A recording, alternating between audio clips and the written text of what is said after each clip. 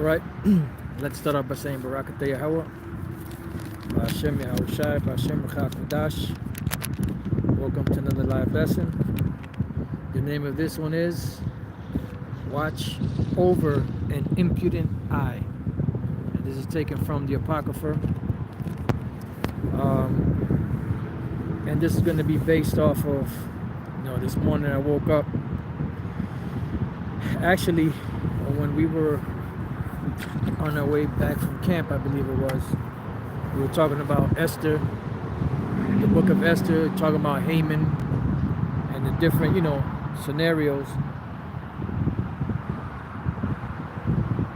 And this morning when I got up, I started reading, and I read the first book of Esther.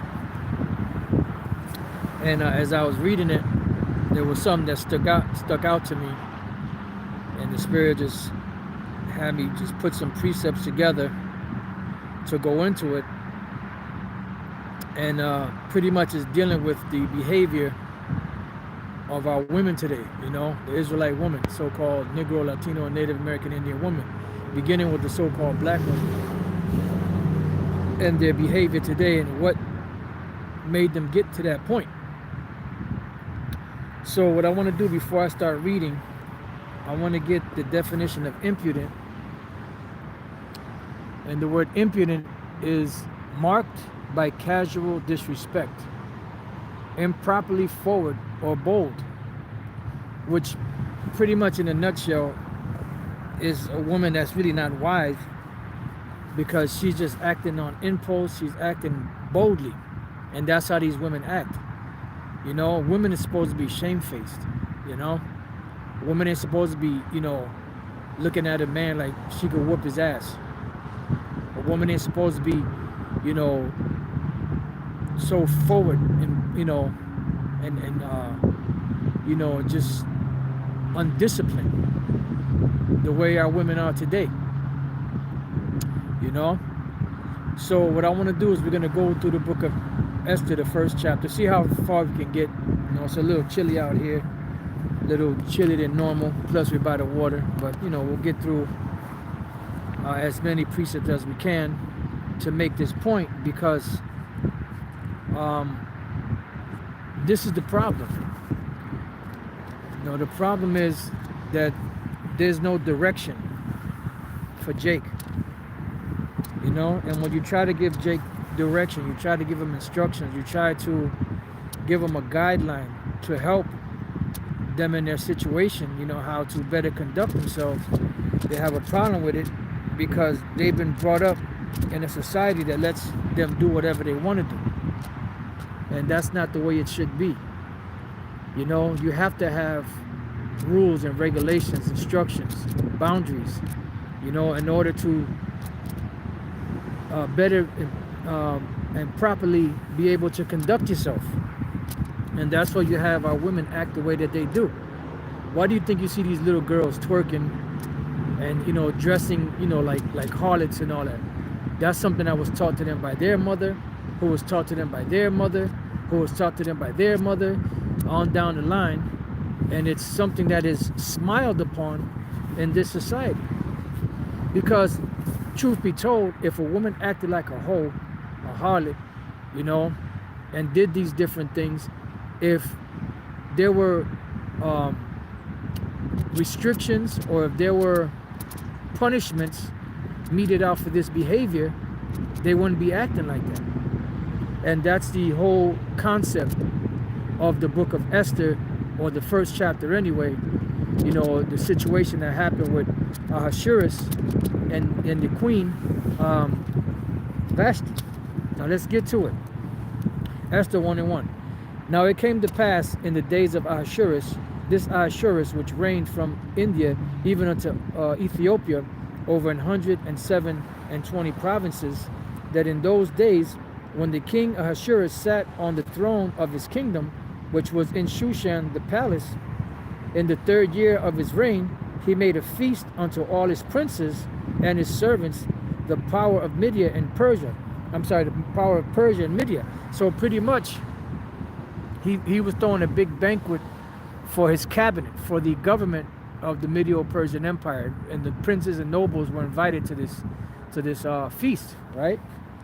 It says, the nobles and princes of the province being before him, when he showed the riches of his glorious kingdom and the honor of his excellent majesty, many days, even 180 days, and when these days were expired, the king made a feast unto all the people that were present in Shushan, the palace, both unto great and small, 7 days in the court of the garden of the king's palace. So he made another feast, a 7-day feast, right? Now you got to imagine that. You know, you see these different period pieces, and you see the king, and you see the, you know, the council and the noblemen. You know, they're sitting there banqueting, you know, eating and drinking wine, you know, and talking amongst each other, right? It says, where were white, green, and blue hangings, fastened with cords of fine linen and purple to silver rings and pillars of marble. The beds were of gold and silver upon a pavement of red and blue and white and black and marble, because it was royalty. And so, like, if you know, if the wind is too much, I'm trying to keep this kind of away from the wind, but then I think the wind is kind of shifting in a different direction. So just bear with me. So you know, you get the idea. So what we're gonna do is we're gonna jump down to the 10th verse, because the king made a feast and the queen made a feast, you know, for the women, right? Now, while King Ahasuerus is feasting, and just let me know if you know if there's so much wind. I'll see if I can try to shift it a little different. So you got to imagine, while the king is feasting, as it's going to say, on the 7th day, you know, he was married, right? It says, on the 7th day, when the heart of the king was merry with wine, he commanded Mehuman, Bistha, Harbona, Bigtha, and Abagtha, Sethar, and Carcass, the 7 chamberlains or eunuchs that served in the presence of Ahasuerus the king, to bring Vashti the queen before the king with crown royal, to show the people and the princes her beauty, for she was fair to look on. So he wanted to show her off, you know, in front of these lords, which pretty much he was going up, but he was a heathen. But anyway, he wanted to show her off, so he pretty much he summoned her, right? And this is what took place. But the queen Vashti refused to come at the king's commandment. So basically, she was being subordinate. She didn't want to go and submit to the king. It says, therefore was the king very wroth, and his anger burned in him. Yeah, because she disrespected the king, and his, you know, his word is bond. Any other individual would have done that, they would have been put to death, pretty much. It says, then the king said to the wise men, which knew the times, for so was the king's manner toward all that knew the law and judgment. And the next unto him was Karshina, Shethar, Admatha, Tarshish, Meres, Mersina, and Memucan, the 7 princes of Persia and Media, which saw the king's face, and which sat the first in the kingdom. Yeah, because he had counselors, wise men. It says, what shall we do unto the queen Vashti according to law, because she hath not performed the commandment of the king Ahasuerus by the chamberlains, right? And Memucan answered before the king and the princes, Vashti the queen had not done wrong to the king only, but also to all princes and to all the people that are in all the provinces of the king Ahasuerus. Why? Because she pretty much disrespected everybody. Because remember, this is royalty. The king called the queen. She didn't listen to him. She didn't come to his commandment. So what do you think that's going to do? That's going to spread a rumor to all the different provinces. Remember, you had 127 provinces. That's like having almost 2.5 United States. You know, the different states that he had. So you're going to have this news spreading throughout all of these different provinces. And what's going to happen? These women that hear this and see that the king didn't do nothing, they're going to be emboldened to do the same thing. So now you're starting to see how this is going to tie in together to how our women act here today, and the reason why they're in that condition. And the reason why there's so much disrespect, because there are no examples. Because the homo that's ruling is not abiding by the rules and regulations of the Bible. He's abiding by his own rules. And his own rules are pretty much do as thou wilt. So moving on, it says, for this deed of the queen shall come abroad unto all women, so that they shall despise their husbands in their eyes, when it shall be reported, the king Ahasuerus commanded Vashti the queen to be brought in before him, but she came not. Likewise shall the ladies of Persia and Media say this day unto all the king's princes which have heard of the deed of the queen, thus shall there arise too much contempt and wrath. If it please the king, let there go a royal commandment from him, and let it be written among the laws of the Persians and Medes, that it be not altered, that Vashti come no more before King Ahasuerus, and let the king give her royal estate unto another that is better than she. And when the king's decree which he shall make shall be published throughout all his empire, for it is great, all the wives shall give to their husbands honor, both to great and small. And the same pleased the king and the princes, and the king did according to the word of Memucan, for he sent letters into all the king's provinces, into every province according to the writings thereof, and to every people after their language, and every man should bear rule in his own house, and that it should be published according to the language of every people. And then as you read on, what happened? The king removed Vashti from being queen, and then he set up a new queen, which set up in the spirit, for Esther to be in that high position, because she was there really to help Israel. But the point is that this woman disrespected the king, and she had to be made an example of. Otherwise, other women would have been emboldened to disrespect their husbands, great or small, and not follow their directions. And this is why you see the so-called black woman, Latino woman, and Native American Indian woman all out of order as they are today, because they're not given any form of direction. They're not given instructions on how to govern themselves, how to be a woman, how to please their man, how to please their husband, how to please, and run and guide the house, how to cook. A lot of these women don't know how to cook. How to guide the babies, how to stay at home, not to be a tattler and a busybody, not to be a hoe. You know why? Because there is no one executing the judgments of the scriptures. Therefore, these women are emboldened to do what they do. And through these different songs and the media and these videos and these movies, they have given a woman a right that she doesn't know what to do with. Look, whether you like it or not, a woman was created to be governed over. This is why when a woman is born till she comes to the marriageable age, she's under the rule and power of her father. From that point on, she's under the rule and power of her husband.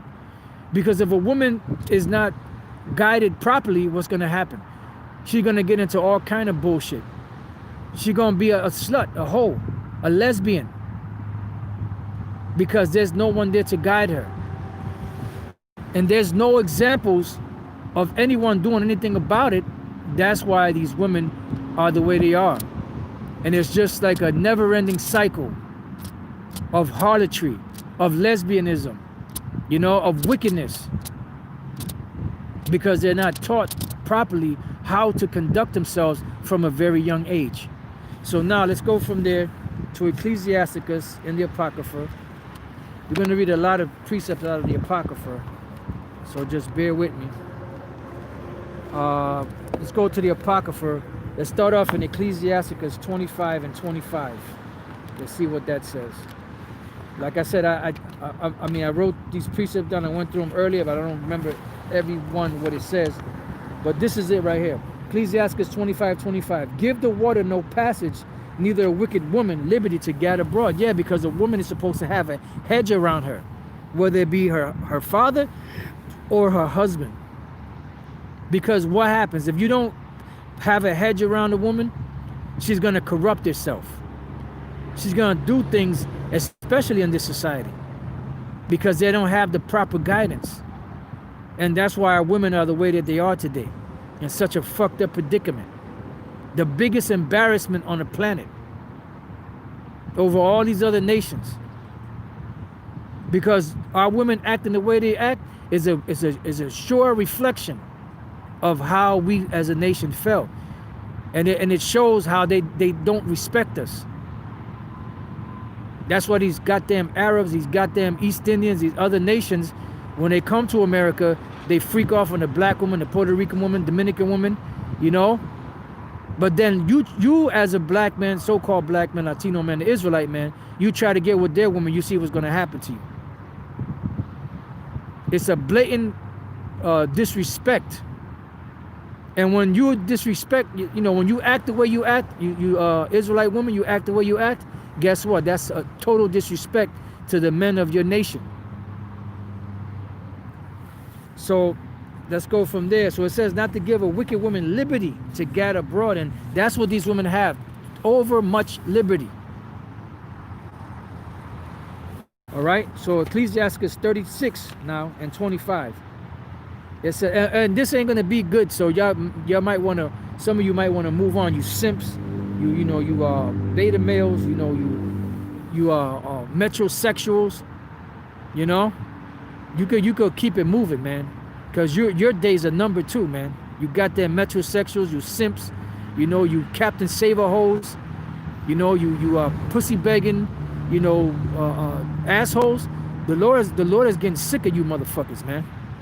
And the Lord's about to do something to you. He about to bring the pain on your ass, man. Because this is fucking ridiculous. It's ridiculous the condition that we find ourselves in today.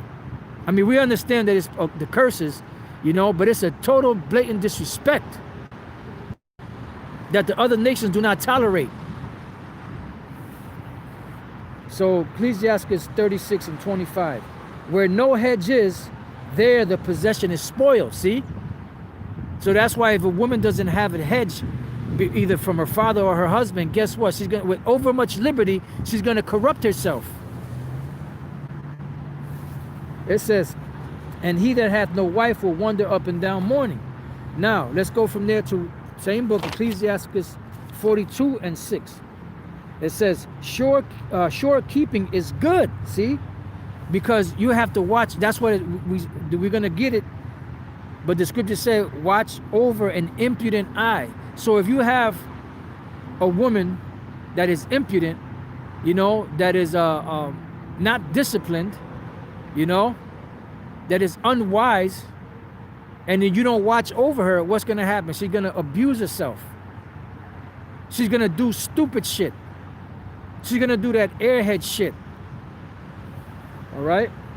It says, sure keeping is good where an evil wife is, and shut up where many hands are. Yeah, because if you have an evil wife, you have to keep a constant watch on that hoe.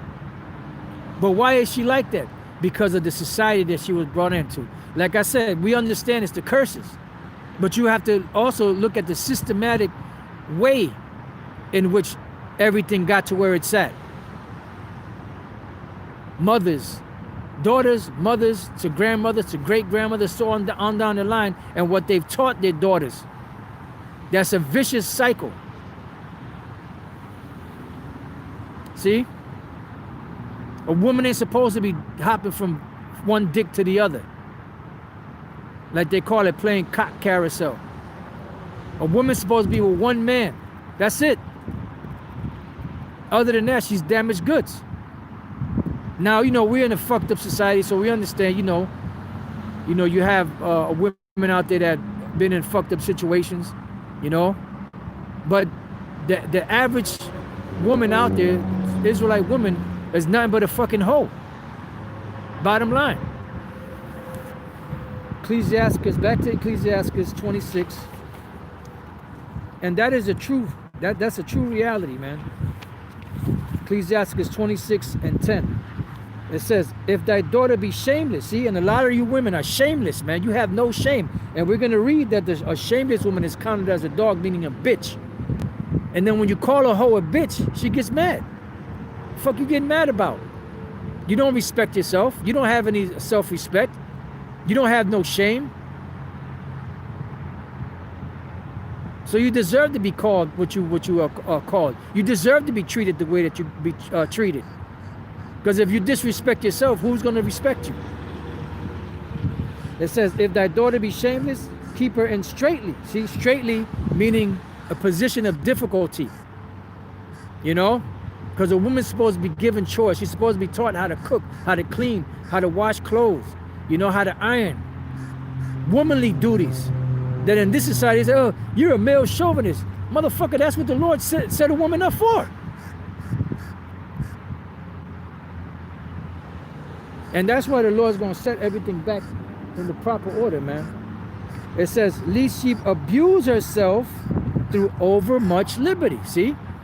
So if you don't keep her in straitly, she's going to abuse herself through overmuch liberty.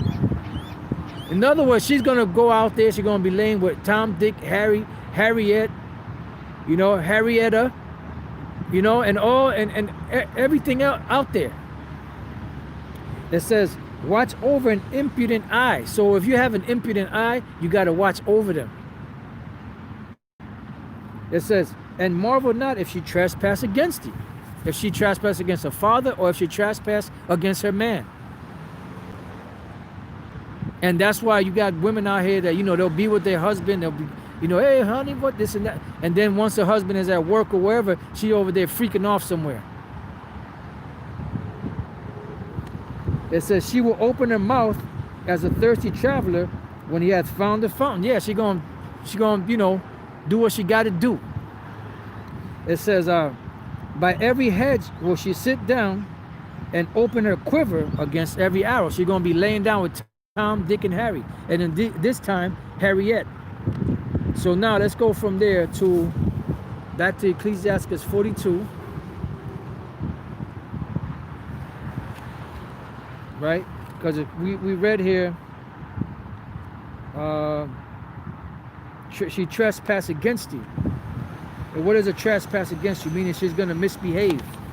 She ain't going to do the right thing because she's not taught the right thing to do. So let's go to Ecclesiastes 42:9. The father waketh for the daughter when no man knoweth, and the care for her taketh away sleep. Why? Because when a woman gets to a certain age, she starts getting them hormones jumping, and she wants what? She wants sex. You know? Now, if she's not watched over, she gonna go get popped by whoever. And guess what? Now, being in her father's house, she's damaged goods because nobody's gonna want a woman that's been popped by another man. See? The ancient world was totally different than this world. This world, you got many simps, you know, that don't mind. It says, and the care for her taketh away sleep when she is young. See? Least she pass away the flower of her age. Meaning what? She start having her period. And being married, least she should be hated. Why? Because what's going to happen is this man is going to find out, now this woman wasn't a virgin. And guess what? The parents are not going to have a token of her virginity because somebody already took her virginity. And that will cause that woman to get put to death. And that's what the token of a woman's virginity was for, was the protection for the father and mother of their daughter. In case the man tried to say she wasn't a virgin, you know, and if they didn't have the token of virginity, she could have got put to death. It says, in her virginity, least she should be defiled, see, and gotten with child in her father's house. And that's happened many times in this society. Why? Because she's not watched over. It says, in having a husband, least she should misbehave herself, and when she is married, least she should be barren. Yeah, because that's wickedness, man. To be a hoe. To have, especially to bring in children of adultery. You have cases out there where you have women that are married, having sex with other men, getting pregnant by other men, and acting as if it was their husband's child that they were carrying in their womb. That's total wickedness, man. That's total wickedness. It's fucked up towards the man. It's fucked up towards the child. Because here it is, a child is thinking that this particular person is their father, but their father is somebody else you was laying it down with. Fucking hoe. All right, now. So we dealt with the part, right, at least she misbehaved herself. Why is she going to misbehave herself? Because she wasn't trained properly. Now, let's go from there to Ecclesiastes 26 and 14. It says, a silent and loving woman is a gift of the Lord, and there is nothing so much worth, listen good, as a mind well instructed.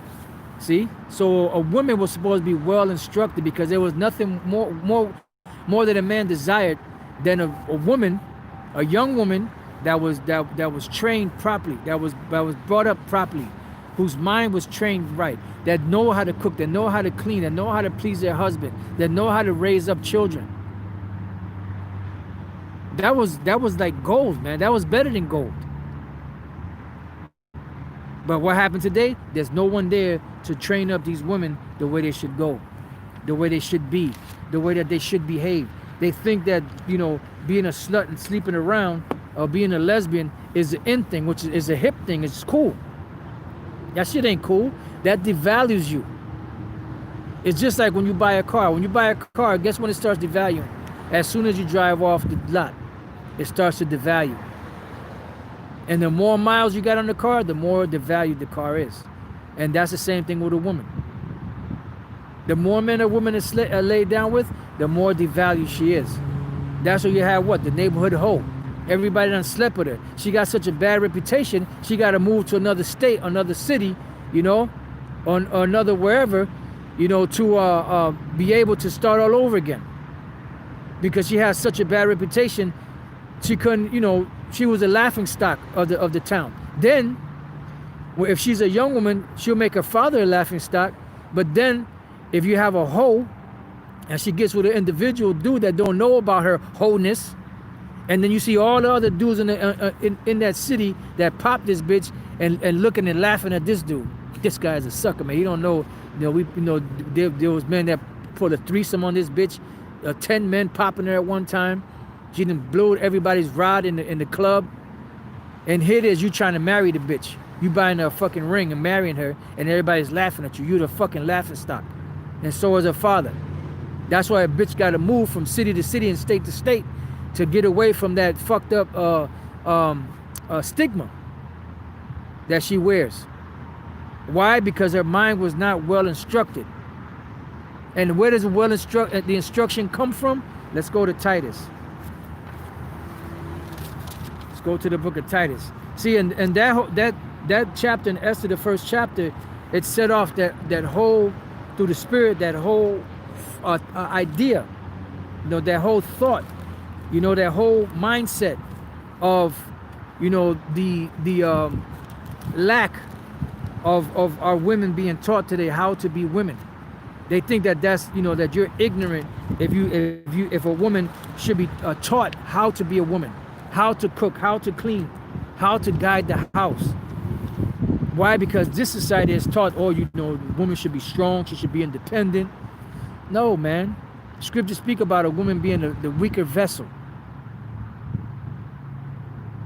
A job of a woman. Why was Eve created? She was created to be Adam's helpmeet, for comfort, you know. But here it is, you come home from a hard day's work, and you come home from being harassed in the streets or whatever the case is, and you come home in the last place, you know, your safety, your safe haven, you come home to a goddamn rattlesnake, you know. So where's the comfort? Where's the time to be able to ease your mind? That's what a woman's supposed to be there. Give you a back rub. Oh, honey, how you been? You know, how was your day? You know, you don't get none of that shit no more. But that's why the scriptures say that there's nothing more worth than a mind well instructed. The minds of these women have not been instructed properly how to conduct themselves. And if this doesn't fit you, then you don't worry about it. If the shoe fits, then take it off and get another pair. But if it doesn't fit, then don't worry about it. Because you do have exceptions to the rules. You know? Now this is the book of Titus 2:1. It says, but speak thou the things which become sound doctrine. This is sound doctrine. Everybody says they believe in the Most High, except for when you start going into the scriptures and showing them what proper doctrine is, what proper instruction is, what proper reproof is. Then it's, oh, who wrote that book? Man wrote that book. All right. So obviously you don't believe in the Most High. Verse 3, the aged woman. So an aged woman is what? An older woman. You know, normally your grandmother, you know, mother, grandmother, you know, women that have had experience, right? But what do you have now? These aged women are nothing but a bunch of hoes themselves. Still popping all different type of men that old as hell, and they still laying around with all kind of men. So this is what you got to look up to. It's a never-ending vicious cycle, which is about to be set back into power, back into order. You know, because this shit is gonna stop. It says that the aged woman likewise, that they be in behavior as becometh holiness. But they're not going to be in behavior as becometh holiness. Why? Because they were taught by their mother and their mother's mother and their mother's mother to be a hoe, to play the field, sleep with as many men as you want. Don't just settle for one.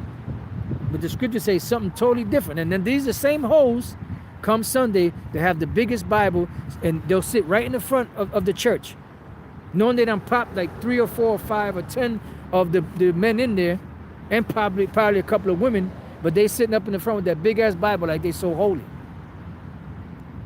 Yet they believe in the Most High.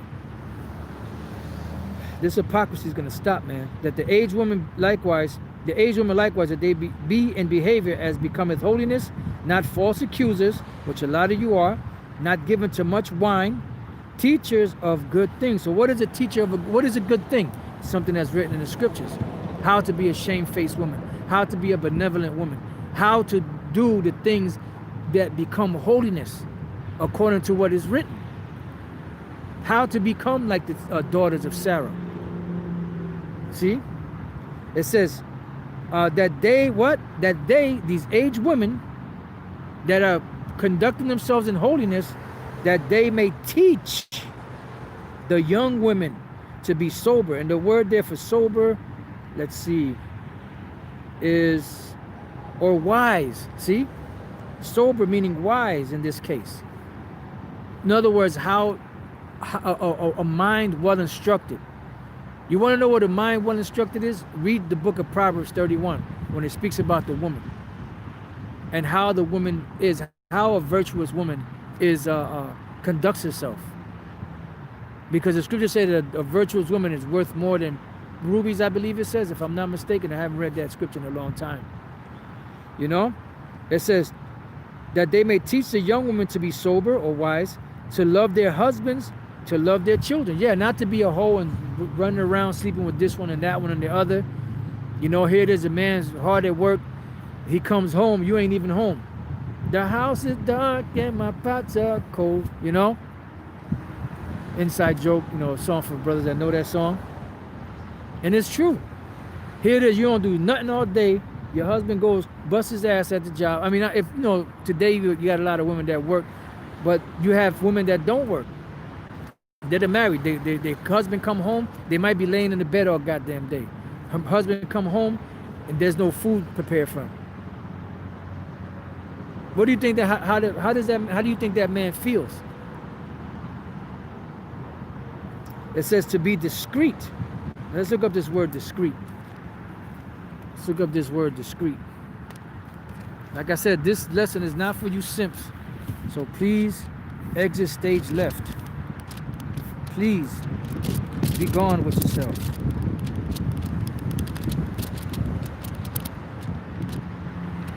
Yeah, this thing I guess I didn't turn on. Let me look at the other one while that's powering up. So let's see. That is the book of Titus. Titus chapter 2. And what was that, 5? Yeah, discreet. The word discreet is sophron. Safe sound in mind that is self-controlled, moderate as to opinion or passion, discreet, sober, temperate. Now, the word temperate means to be disciplined. Now, let's look up this word discreet in the offline dictionary, see what it says. All right, discreet. Discreet. Marked by prudence, which prudence is wisdom, or modesty and wise self-restraint. Unobtrusively perceptive and sympathetic, heedful to potential consequences. And basically, you know, it's also marked by someone that knows how to keep things, you know, between them and their husband. Because you have these women that every argument them and their husband have, or every problem they have, they run and tell their woman, the other friends. And guess what? Those friends go and tell everybody else. And then she's mad. Yeah, she want to tell them all our business. Yeah, bitch, because you told her the business. Now, if you'd have kept your big fat mouth shut, shit wouldn't be out there like that. That's another form of lack of teaching. That's another form of lack of a mind well instructed. So it says to be discreet, chaste.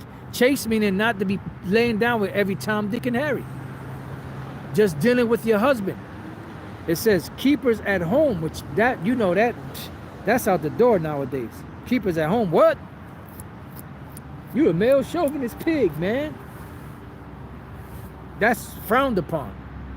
And these women that are like that have that spirit, these other hoes out here look at them and they look, what's wrong with you, girl? Go out there and play the field, man. Like they're looking at them like they're so wicked. And they're righteous for doing that. But that's that fucked up, systematic, ongoing, you know, never-ending cycle, vicious cycle. And you could thank this fucking devil that pushes that attitude out there. And you see it in these movies, these women being exalted. So it's a fuckery on all levels, man. It says good, obedient to their own husbands. These are things what it says that the older women are supposed to teach the younger women. It says that the word of the Most High be not blasphemed, because anything else goes against what the Lord wrote. These women don't give a damn. You tell some of these hoes you're not supposed to be teaching as a woman, oh, they'll have a fucking fit. Oh, you had prophetess yeah, but the prophetess were not out there speaking and teaching. A prophetess is a woman that will have a vision, and she'll either tell her father or her husband, you know, the vision, because the Lord showed her things that were coming in the future. She wasn't out there and thus saith the Lord, and if you don't repent, you know, she wasn't out there like the prophets like that. There's an order to everything, man. Let all things be done decently and in order. Now let's go from there to 1 Peter chapter 3. 1 Peter chapter 3. And I'm going to read a couple of these verses. Let's see. Let's read verse 1 and then jump down to 5. 1 Peter 3 and 1. Likewise, ye wives, be in subjection. And that's one thing the black, Hispanic, and Native American Indian women do not like. They do not like to be in subjection. Subjection means to be under the rule of who? Their father or their husband. In this case, it's dealing with the husband, because these are women that are married.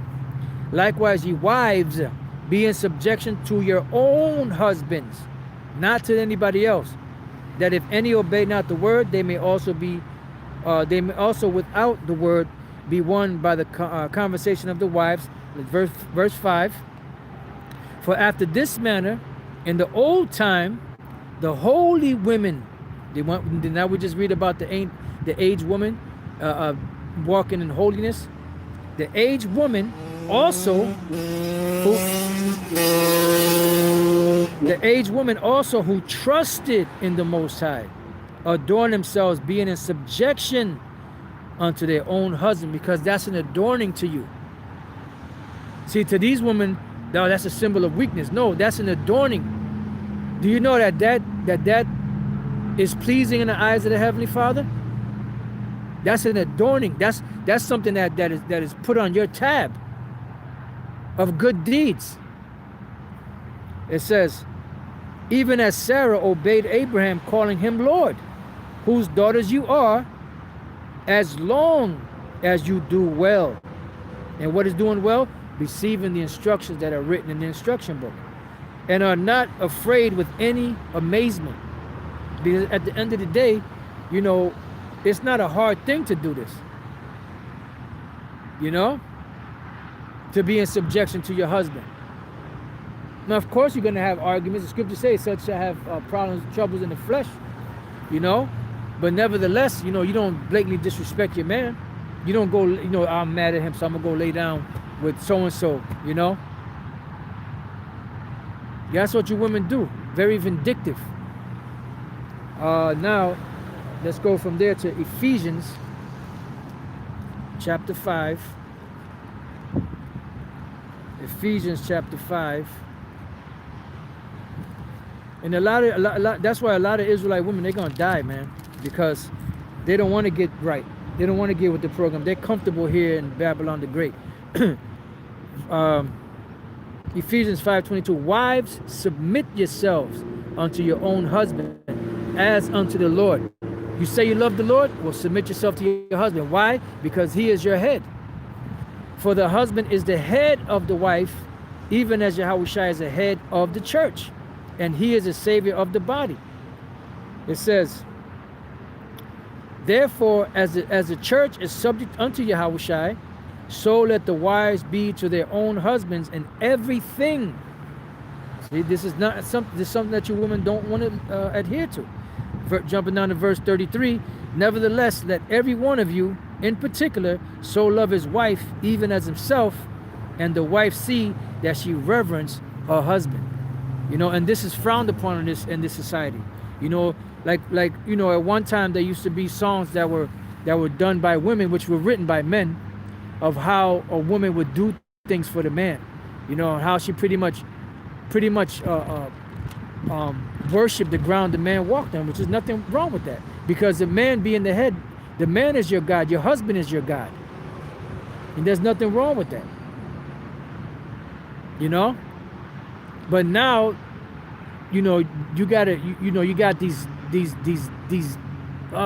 lousy, filthy wretches that talk about it's all about, you know, if a man ain't doing stuff for you, if he ain't buying you stuff, if he ain't paying your bills, then get rid of him.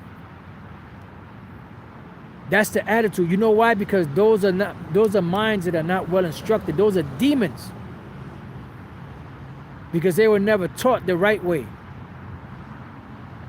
And even if they may have known the right way, they rebelled. Now, let's go from there to, you know, we could skip those other two because they're pretty much saying the same thing. Let's go to Colossians 3. Let's see what that says. In the interest of time, let's go to Colossians chapter 3 and verse 18. Colossians 3 and 18. It says, wives, submit yourselves unto your own husbands as it is fit in the Lord, which pretty much is saying the same thing. Now let's go back to the Apocrypha, Ecclesiastes 42 and 11. Just bear with me 1 second. Ecclesiastes 42 and 11. It says, keep a sure watch over a shameless daughter. Yeah, see? Why? Because a shameless daughter is a one that you're trying to teach her, but she ain't retaining it. She's a problem. That's why it says, watch over an impudent eye. It says, keep a sure watch over a shameless daughter, lest she make thee the laughing stock of thine enemies, to her father and to her husband eventually. And a byword in the city. Yeah, look at that slut. Look at that hoe. That's the Project Hoe, as they used to call them back in the days. And a reproach among the people. Because it was shameful to be that way. But nowadays, they encourage that attitude. It says, and make thee ashamed before the multitude. Right now, let's go back to the Bible, to the other part of the Bible. Let's go to 1 Timothy And these are all instructions in the book. But these women are so far gone that they refuse to receive instructions anymore. That's why you're supposed to teach them when they're young. Train up a child in the way he should go, and when he is old, he shall not depart from it. 1 Timothy 5:11. But the younger widows refuse. Now the younger widows are young women that lost their husband was dead, right? And the ones that were supposed to lodge the saints and all that would be women that were 60 and over.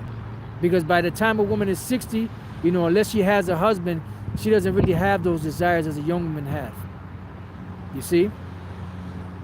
She is more settled, especially if she lost her husband, because, you know, you had some women back there that were so devoted to their husband that once their husband died, they never dealt with another man again, even though they can, because their husband is dead. But they had so much reverence for their husband, like Judith, they never remarried. It says, but the younger widows refuse, for when they have begun to wax wanton against Yahushua, they will marry. Yeah, because if you still got that sensation between your legs, and you still want to, you know, have sex, and your husband is dead, you know, and you're a younger woman, and you get another husband, there's nothing wrong with that. But if you say, no, I'm devoting my life to the Lord, and then turn around, you know, and you get that itch and you want to get it scratched, you pretty much kick the Lord to the curb. It says, having damnation because they have cast off their first faith. And with all, they learn to be idle. And that's what these women are like. They learn to be idle. They don't do anything. They hang out all the time, talking shit on the corners. If they're home, they're talking shit, you know, playing games on the phone, not doing their wifely duties, wandering about from house to house. And that's what they do, talking shit about this one, about that one, you know? And not only idle, but tattlers also. Yeah, talking, I mean, just yapping away. And busybodies, speaking things which they ought not. And you have a lot of women out there like that. A lot of our women are like that, the majority of them. It says, I will therefore that the younger women marry, bear children, guide the house. And that's what they're supposed to do. It says, give none occasion to the adversary, which is Satan, to speak reproachfully. And a lot of you women, it's going to say, for some are already turned aside after Satan. A lot of you have gone the way of Satan. Now let's go back to the Apocrypha. We've got a few more precepts, and we're going to close out. Back to Ecclesiastes 36, and now we're going to go to the 20th verse. Ecclesiastes 36 and 20. A froward heart causeth heaviness, but a man of experience will recompense it. Let me make sure I'm in the right. A woman will receive every man, yep, because they have no discipline. They're not chaste. They haven't been instructed the right way. Yet is one daughter better than another. The beauty of a woman cheereth the countenance, and a man loveth nothing better. Yeah. If there be kindness, meekness, and comfort in her tongue, then is not her husband like other men. Why? Because that's what you were created for. You were created to comfort your husband. It says, verse 24, he that getteth a wife beginneth a possession. And that's, a lot of women get mad when you tell them that they're your possession. Because a woman is owned. She's owned by her father and she's owned by her husband. That's why when she's born, she takes her father's last name.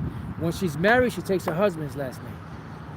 And this society is so wicked that they allow women to keep their father's name, last name, when they get married. It's not supposed to be that way. It says, a help like unto himself and a pillar of rest. It says, where no hedges, there the possession is spoiled. See? Because if you don't have a hedge, if a woman is not taught the right way and she doesn't have somebody watching over her, she's going to go spoil herself, man. And he that hath no wife will wander up and down mourning, which we read that earlier. I don't know why I put it back on here. I guess there was a reason. Now let's go to Ecclesiastes, the 26th chapter, in the first verse. It says, blessed is the man that hath a virtuous wife, for the number of his days shall be double. Yeah, because you need a man, when he goes through situations, needs somebody there to comfort him, man. It says, a virtuous woman rejoices with her husband, and he shall fulfill the years of his life in peace. A good wife is a good portion, which shall be given in the portion of them that fear the Lord, Yahweh Bashem Yahushai. Now let's jump down to the 10th verse. If thy daughter be shameless, keep her in straitly, lest she abuse herself through much liberty. So we already read that. I don't know why why did I put that there again? We already read that. You know what? Let me jump to the 12th verse. She will open her mouth as a thirsty traveler when he hath found a fountain, and drink of every water near her. By every hedge will she sit down and open her quiver against every arrow. Meaning she's just a completely filthy, nasty hoe. She's going to get popped by everybody. Now let's go from there to Proverbs 20. And then these women, they do their shit, and then they act like they're virtuous. They act like they're noble, like they're holy. Proverbs chapter 30, verse 20. And it reads, such is the way of an adulterous woman. She eateth and wipeth her mouth, and saith, I have done no wickedness. Yeah, a woman will suck somebody's rod, you know, and I don't even want to get graphic, and then go home to her husband like nothing. She's shameless, acting like she's benevolent. And then come Sunday, she got the biggest Bible going to church. Fucking hoes, man. All right, now let's go to Ecclesiastes. I guess we could finish it out here. Let's see, Ecclesiastes 26 and 13. Let's see what that says. It says, the grace of a wife delighteth her husband, and her discretion will fatten his bones. A silent and loving woman is a gift of the Lord, and there is nothing so much worth as a mind well instructed. A shamefaced and faithful woman is a double grace, and a continent mind cannot be valued. A continent mind is one that's consistent, one that doesn't deviate, one that's not undisciplined. It says, as the sun, which when it ariseth in the high heaven, so is the beauty of a good wife in the ordering of her house. See? Why? Because she was instructed properly. As the clear light is upon the holy candlestick, so is the beauty of the face in ripe age. As the golden pillars are upon the sockets of silver, so are the fair feet with a constant heart. And the woman that has a constant heart, you know, constantly devoted to her husband. Now let's jump down to the 22nd verse. It says, an harlot shall be accounted as spittle, but a married woman is a tower against death to her husband. A wicked woman is given as a portion to a wicked man, but a godly woman is given to him that feareth the Lord. A dishonest woman contemneth shame, but an honest woman will reverence her husband. Wow. A shameless woman shall be counted as a dog, meaning a bitch. Shameless. But she that is shamefaced will fear the Lord. Yeah, because there were some women that wouldn't even dare look you in the eye. A woman that honoreth her husband shall be judged wise of all. But she that dishonoreth him in her pride shall be counted ungodly of all. And that's pride coming from these women. And that comes too from all these different sperms that's in them from all these different men, making them be demonic. A loud crying woman and a scold shall be sought out to drive away the enemies. There be two things that grieve my heart, and the third maketh me angry: a man of war that suffereth poverty, and men of understanding that are not set by. Okay. Oh, Salaki, that was the last verse that I was supposed to read. You know what? Let's go finish it out with let's go to Peter's. There's three more scriptures which are one verse each. Let's go to 1 Peter first. 1 Peter. Let me get this other one real quick while I'm here. 1 Peter.